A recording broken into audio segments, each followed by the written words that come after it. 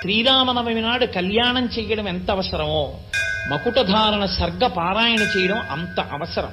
స్వామివారి కిరీటాన్ని మానసికంగా చూస్తారు. ఎందుకంటే కిరీటం మీ ఎదురుగుండా వచ్చి ఉండదు కదా. ఆ మకుటధారణ సర్గ చదివేటప్పుడు కేవలం మనసుతో చూడమని చెప్తారు. మనసుతో చూసి ఈ కిరీటధారణ సర్గకి సంబంధించినటువంటి 3 శ్లోకాలు ఉంటాయి. ఈ 3 శ్లోకాల్ని అందరితోటి చెప్పిస్తారు. అందరూ ఏకకంఠంతో స్వస్తివాచకం పలుకుతుండగా వశిష్ఠ మహర్షి తన చేతులతో ఆ కిరీటాన్ని రామచంద్రమూర్తి యొక్క శిరస్సు మీద అలంకరించారు. అది మకుటధారణము అంటారు. అటువంటి స్థితి రామచంద్రమూర్తి ఆ రోజున పొందారు.